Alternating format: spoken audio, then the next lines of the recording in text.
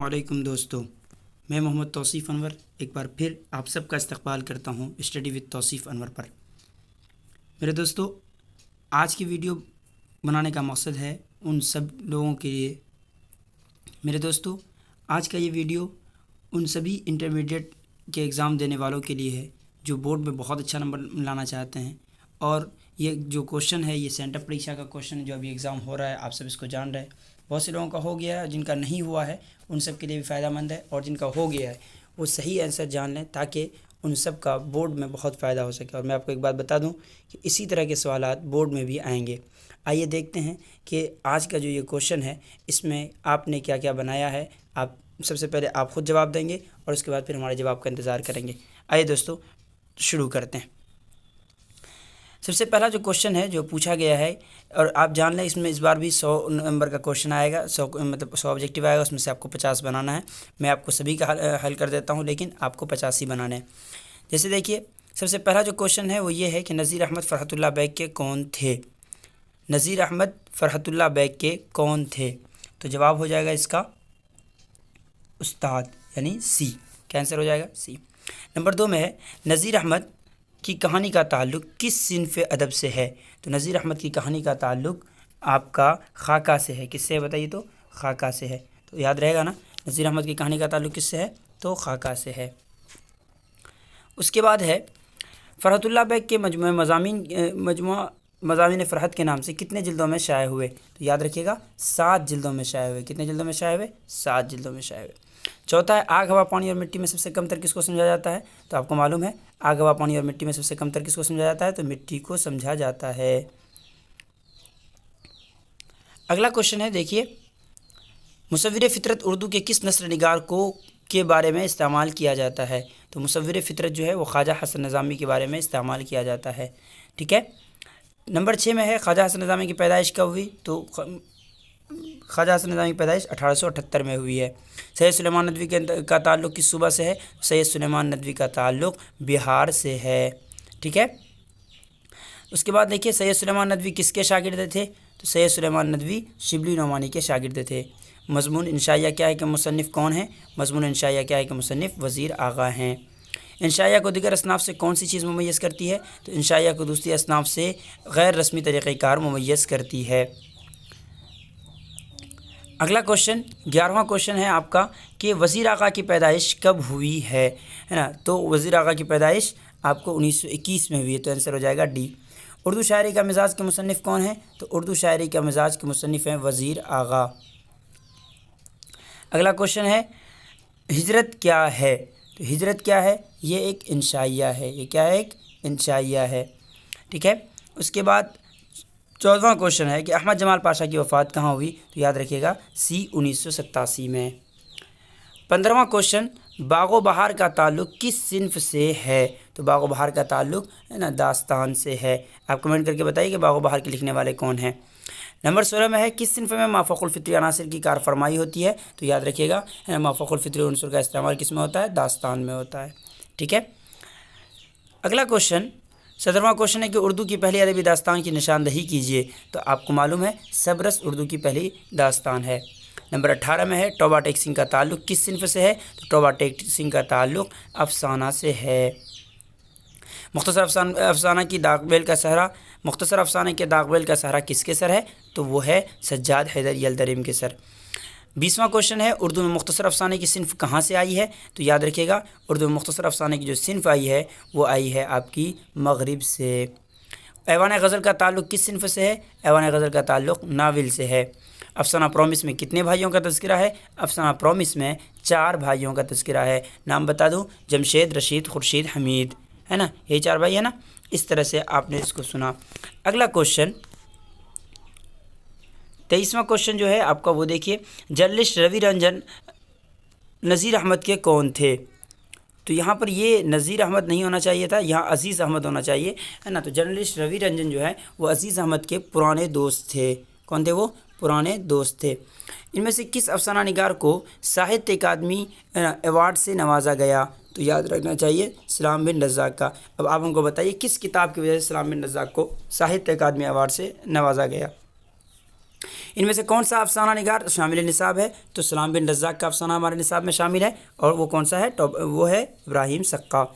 غبار خاطر کس کا مجموعہ ہے؟ تو غبار خاطر خطوط کا مجموعہ ہے۔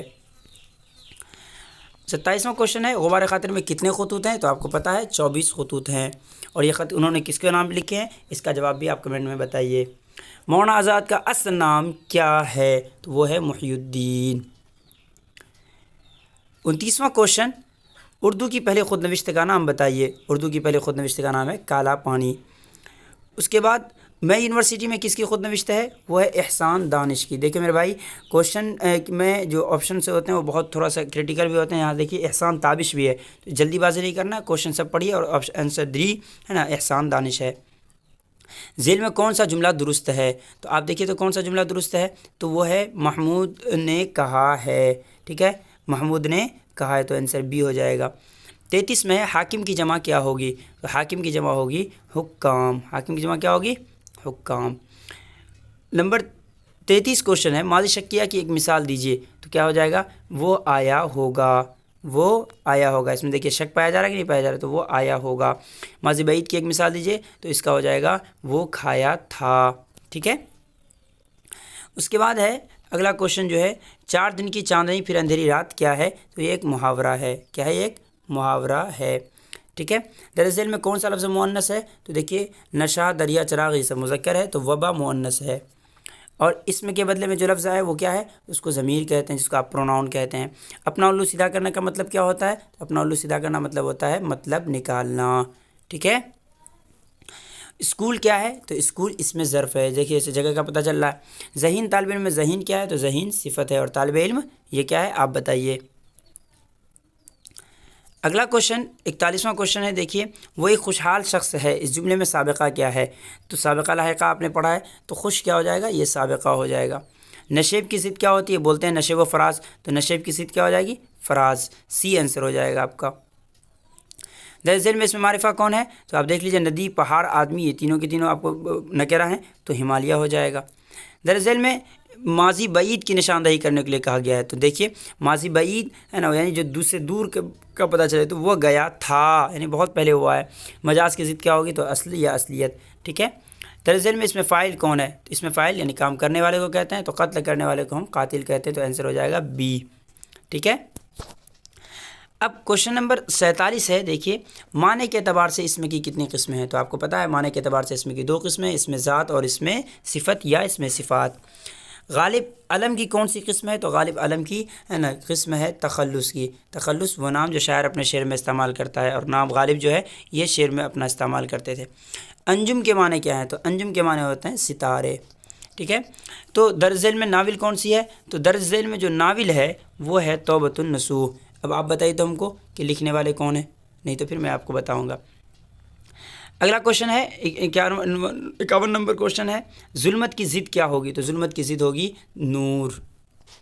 ایک پنتھ دو کاج کا مطلب کیا ہوتا ہے؟ ایک کام کے ساتھ کئی کام نکالنا۔ کوشچن نمبر 53 ہے فسانہ عجائب کس کی داستان ہے؟ فسانہ عجائب جو داستان ہے یہ داستان ہے رجب علی بیگ سرور کی۔ کس کی ہے؟ رجب علی بیگ سرور کی۔ یوجن و مونتالے کس زبان کے شاعر تھے ہیں؟ تو یوجن و مونتالے یہ آپ کے اطالوی زبان کے شاعر ہیں۔ جیلانی بانو کا تعلق کس شہر سے ہے؟ تو جیلانی بانو کا تعلق حیدرآباد سے ہے۔ اس پر بھی دشمنوں کا کہیں سایہ پڑ گیا، مصرع مکمل کیجیے، تو میں نے تو پڑھ ہی دیا، آنسر ہو جائے گا آپ کا سایہ۔ کیا ہو جائے گا؟ سایہ۔ بعض پرانے لفظوں کی نئی تحقیق کس کا مضمون ہے؟ تو سید سلیمان ندوی کا ہے۔ کس شاعر کا تعلق کس صوبہ بہار سے ہے؟ تو آپ کو معلوم ہونا چاہیے ہے نا، یہاں پر دیکھیے دیا ہوا ہے ملی آباد، یہ ہمارے بہار میں نہیں ہے۔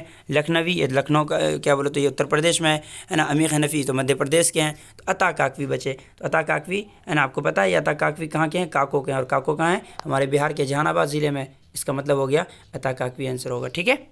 چلیے اس کے بعد کوشچن نمبر 59 ہے درج ذیل میں کون سی نظم اکبر الہ آبادی کی ہے؟ تو اکبر الہ آبادی کی نظم کا نام ہے برق کلیسا۔ کیا نام ہے بولیے تو؟ برق کلیسا۔ تضحیک روزگار کیا ہے؟ یہ ایک قصیدہ ہے۔ تازہ ہوا میں ہوا کیا ہے؟ موصوف ہے، اور تازہ صفت ہے۔ میر ایک غزل گو شاعر ہیں، اس میں لاحقہ کیا ہے؟ تو دیکھیے غزل کے آگے کیا آگے چپکا ہے؟ تو گو، تو غزل گو، تو گو کیا ہو جائے گا آپ کا لاحقہ۔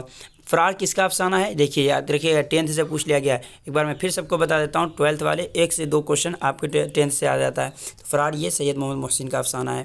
بھیم راؤ امبیڈکر کب پیدا ہوئے ہیں؟ 1891 کو پیدا ہوئے ہیں، مہو سینٹرل انڈیا میں، ٹھیک ہے۔ یہ اس کے بعد اگلا کوشچن دیکھیے، 65واں نمبر کوشچن ہے، کھیتی کس کی نظم ہے؟ کھیتی عمیق حنفی کی نظم ہے۔ برق کلیسا کیا ہے؟ تو ایک ظریفانہ نظم ہے۔ غم ارشد کس کا لکھا ہوا قطع تاریخ ہے؟ تو آپ کو معلوم ہونا چاہیے، عطا کاکوی نے اپنے بیٹے کے نام پر لکھا تھا، جن کے بیٹے کا نام ارشد تھا۔ آپ بتائیے کہ ارشد کے 2 بیٹے کا نام کیا تھا؟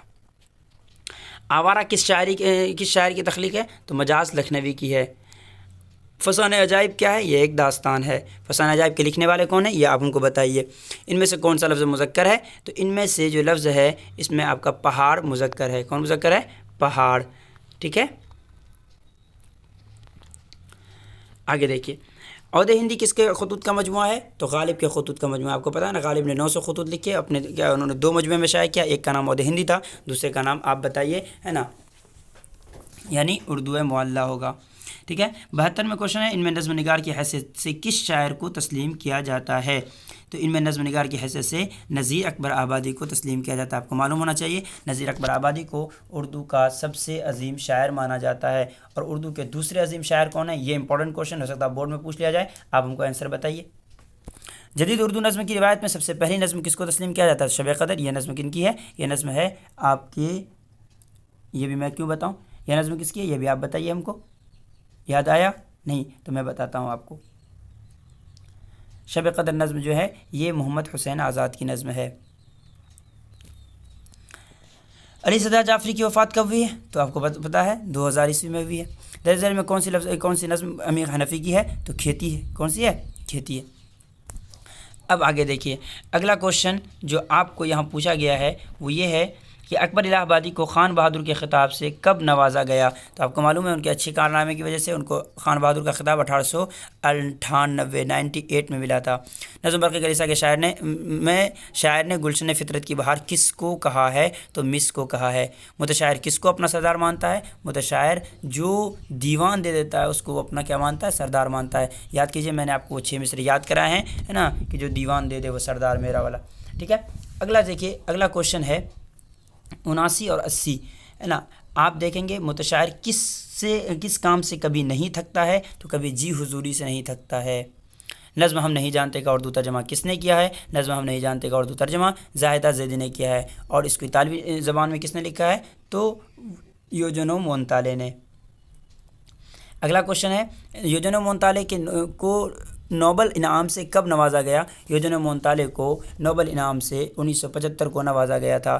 مرزا نوشا کسے کہا جاتا ہے؟ مرزا نوشا کہا جاتا ہے آپ کے غالب کو۔ کیوں کہا جاتا ہے یہ میں نے آپ کو بتایا تھا، اگر آپ جاننا چاہتے ہیں تو آپ ہمارے ساتھ جڑیں، انشاءاللہ ضرور بتایا جائے گا۔ ان میں سے کس شاعر کا تعلق فلمی گیت سے نہیں ہے؟ تو دیکھیے، شکیل بدایونی ہو گئے، کیفی اعظمی، مجروح سلطان پوری، ان سب کا تعلق ہے۔ میر تقی میر کا تعلق فلمی گیت سے نہیں ہے۔ جب کسی غزل میں ایک سے زائد مطلع ہو تو اسے کیا کہتے ہیں؟ تو اس کو حسن مطلع کہتے ہیں۔ اے آنسر ہو جائے گا۔ یارب زمانہ مجھ کو مٹاتا ہے کس لیے، یہ مصرع کس شاعر کا ہے؟ یہ ہے مرزا غالب کا، جس میں انہوں نے کہا تھا کہ غالب وظیفہ خوار ہو دو شاہ کو دعا، وہ دن گئے جو کہتے تھے نوکر نہیں ہوں میں۔ اب اس میں دیکھیے کس شاعر کو غالب شکن کہا جاتا ہے؟ تو یگانہ چنگیزی کو کہا جاتا ہے، کیونکہ وہ بہت خلاف لکھتے تھے ان کے۔ اگلا ہے، درج ذیل میں خلیل الرحمن اعظمی کی تصنیف کون ہے؟ تو اردو میں ترقی پسند ادبی تحریک جو انہوں نے لکھی تھی۔ ان میں سے کس شاعر کا تعلق علی گڑھ مسلم یونیورسٹی سے رہا ہے؟ تو مجاز لکھنوی کی۔ کس کی؟ مجاز لکھنوی کی۔ نواسی ہے، ان میں سے خلیل الرحمن اعظمی کا مجموعہ کون ہے؟ تو خلیل الرحمن اعظمی کا مجموعہ جو ہے نیا عہد نامہ ہے، ٹھیک ہے۔ مرثیہ کے تمہید کو کیا کہتے ہیں؟ تو مرثیہ کے تمہید کو چہرہ کہتے ہیں، ہے نا۔ آپ بھی اپنا دیکھ لیں، تمہید مطلب شروعات کیا ہے؟ چہرے سے ہوتی ہے۔ اس کے بعد دیکھیے ادھر کوشچن ہے آپ کا کیا کہ قصیدہ نگاری کا نقاش اول کسے کہا جاتا ہے؟ قصیدہ نگاری کا نقاش اول سودا کو کہا جاتا ہے. کسے کہا جاتا ہے؟ سودا کو. زلف تیری ہے موج جمنا کی، اس مصرع کے شاعر کون ہے؟ یہ شعر ہے ولی دکنی کا مصرع جو ہے. مدح کا تعلق کس سے ہے؟ تو مدح کا تعلق قصیدہ سے ہے. تذیل میں شیخ غلام علی راسخ یعنی راسخ حسین آبادی کس کے شاگرد تھے؟ تو یہ میر تقی میر کے شاگرد تھے. 4 مصرعوں پر مشتمل صنف کو کیا کہتے ہیں؟ تو رباعی کہتے ہیں. اس کے بعد اب آگے دیکھیے اگلا کوشچن ہے اردو کی ماں کسے کہا جاتا ہے؟ تو اردو کی ماں ہے نا کھڑی بولی کو کہا جاتا ہے. اچھا بتائیے تو اردو کی بہن کسے کہا جاتا ہے؟ کمنٹ سیکشن میں ضرور بتائیے. ان میں سے کس رسالے کا تعلق مولانا آزاد سے نہیں تھا؟ البلاغ، الہلال، لسان الصدق، یہ تینوں ان سے متعلق ہیں. تو ہمدرد نہیں ہے. کون سا نہیں ہے؟ ہمدرد. سوانح نگاری کی وہ شکل جس میں لکھنے والا خود اپنے حالات بیان کرتا ہے کیا کہلاتا ہے؟ تو وہ خود نوشت کہلاتا ہے. درج ذیل میں مجاز کے مجموعہ کلام کا نام بتائیے. تو مجاز کے مجموعہ کلام کا نام ہے آہنگ. کیا نام ہے؟ آہنگ.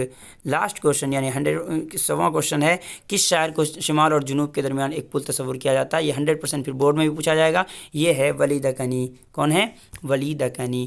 امید ہے کہ آپ نے جو بھی پڑھا جتنے بھی آبجیکٹیوز اب میں آپ کو سالو کروائے گئے ہیں اس میں سے اکثر آپ کو آتے ہوں گے. نہیں تو ابھی بھی وقت ہے میرے بھائی، ابھی وقت ختم نہیں ہوا ہے. اگر آپ پورنیہ یا پورنیہ کے آس پاس ہیں تو ہم سے جڑیں، اور انشاءاللہ میں آن لائن بھی آؤں گا. اگر آپ آن لائن پڑھنا چاہتے ہیں تو ہمیں کمنٹ سیکشن میں ضرور بتائیے.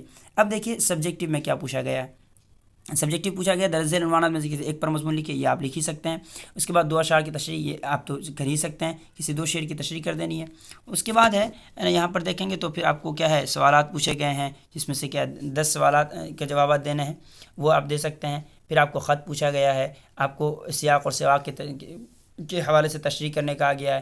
پھر اس میں سے آپ کو ہے نا جو آپ کو 3 سوالات پوچھے گئے ہیں، جیسے ایک سوال اس میں بہت اہم ہے انشائیہ کیا ہے، پورے طور پہ بتایا گیا آپ کو. اسی طرح سے آپ کو سعد حسن منٹو کے بارے میں ایک چیزیں بتائی گئی ہیں. اور اگر ابھی بھی وقت ہے، جو لوگ نہیں پڑھے ہیں وہ ضرور آئیے ہمارے ساتھ جڑیے. آپ کا میں منتظر رہوں گا.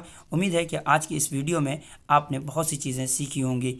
امید ہے کہ اگر آپ ایگزام نہیں دیے ہیں تو آپ اس کو دیکھیں گے، آپ کو بہت فائدہ ہوگا. اور اگر آپ ایگزام دے چکے ہیں تب بھی اس کو یاد رکھیے گا، انشاءاللہ آپ کو بہت کام آئے گا.